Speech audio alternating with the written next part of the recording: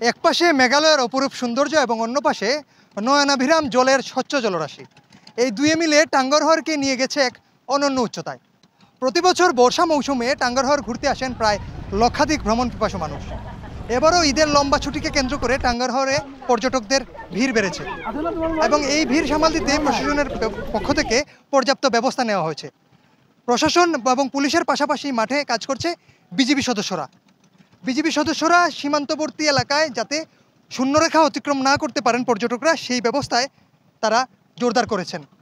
এবং আমরা স্থানীয়দের সাথে কথা বলে যতটুকু জানতে পেরেছি, প্রশাসন গতকালকে টাঙ্গরহরে হাউস বোটে উচ্চ শব্দে গান বাজানোর নিষেধাজ্ঞা আরোপ করলেও এই নিষেধাজ্ঞা আসলে কেউই মানছেন না। এতে করে পর্যটকরা বিভ্রান্ত হচ্ছেন এবং বিভ্রান্ত হচ্ছেন আশেপাশের স্থানীয় বাসিন্দারা।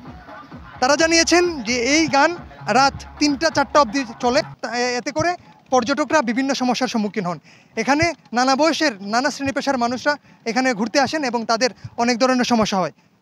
আমরা কথা বলেছিলাম এখানের হাউসবোট মালিকদের সাথে এবং তারা যেটা জানিয়েছেন, সুনামগঞ্জে প্রায় 2 শতাধিক হাউসবোট আছে যেটা লাক্সারি সেবা প্রদান করে থাকে পর্যটকদের, এবং সেই হাউসবোট 5,500 থেকে শুরু করে 25,000 পর্যন্ত প্রতি প্যাকেজে মানুষদের এখানে ঘুরতে নিয়ে আসেন। আমরা টাঙ্গরহর সম্পর্কে ইউটিউবের মধ্যে আরও অনেক ভিডিও দেখছি, টাঙ্গরহর সম্পর্কে ধারণা নিয়েছিলাম। তো আমরা ইউটিউবের মধ্যে যেরকম ধারণা পাইছি যে টাঙ্গরহর যেরকম সৌন্দর্য, আমরা এখানে আসার পরে ঠিক এরকমই সৌন্দর্য পাইছি আর কি। মানে দেখতে অনেকটাই মনোমুগ্ধকর পরিবেশ এখানে ছিল। তবে কয়েকটা জিনিস খারাপ লাগছে আমাদের এখানে, মানে টাঙ্গরহরের মধ্যে যে এখানে অনেকেই আছে যারা স্পিকার বাজে এখানে পরিবেশটা দূষণ করার চেষ্টা করে। এছাড়া টাঙ্গরহরের পরিবেশটা অনেক শান্তশিষ্ট, অনেক সুন্দর পরিবেশ। ফ্রেন্ডস অ্যান্ড ফ্যামিলি নিয়ে এসে আড্ডা দেওয়ার জন্য একটা পারফেক্ট একটা প্লেস। তো আমরা আসছিলাম আমাদের ফ্রেন্ড নিয়ে, তো আমরা টাঙ্গরহরে ঘুরলাম। আমাদের কাছে অনেকটাই ভালো লাগছে। আমরা আসছিলাম মাইন্ড ফ্রেশ করার জন্য। তো এখানে এসে আমাদের প্রায় মনে হচ্ছে আর কি সম্পূর্ণ মাইন্ড ফ্রেশ হয়েছে। আরও এইখানের মনোমুগ্ধকর বাতাস, ঠান্ডা বাতাস, এইখানের পানি অনেক মানে সব মিলিয়ে বলতে গেলে একটা প্যাকেজ, একটা মাইন্ড ফ্রেশ করার একটা প্যাকেজ। সবারই জীবনে একবার হলো টাঙ্গরহরে আসা দরকার এবং ঘোরা দরকার। এখানে আমাদের প্রথমবারের যাত্রা এটা।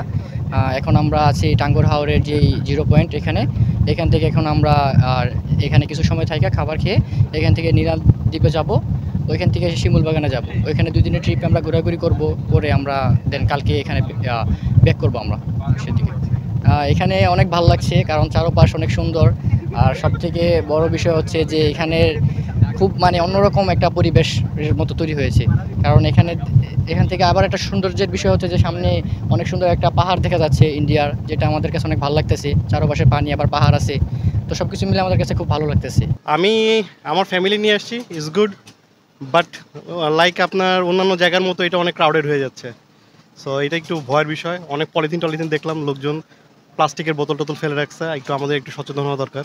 বাট আদার দেন এনভায়রনমেন্ট হিসেবে খুব নাইস, খুবই এনজয়েবল, ট্যুর নাইস। টাঙ্গরহর মূলত সুনামগঞ্জের তাহিরপুর এবং ধর্মপাশা উপজেলার প্রায় 12,655 হেক্টর এলাকা নিয়ে বিস্তৃত। এবং এই টাঙ্গরহর শুধু পর্যটনের জায়গা নয়, এটি একটি আন্তর্জাতিকভাবে স্বীকৃত রামাসার সাইট হিসেবে পরিচিত। এখানকার জীববৈচিত্র্য, অতিথি পাখি, জলজ উদ্ভিদ সব কিছু মিলিয়েই এটি এক অপার প্রাকৃতিক ঐতিহ্য। এবং এইখানে প্রায় 200 প্রজাতির মাছ রয়েছে এবং বিভিন্ন প্রজাতির পাখি রয়েছে। যদিও এখন পাখির সংখ্যা দিন দিন কমে যাচ্ছে, জলবায়ু পরিবর্তনের কারণে এই সংখ্যা আরও দিন দিন কমে আসছে।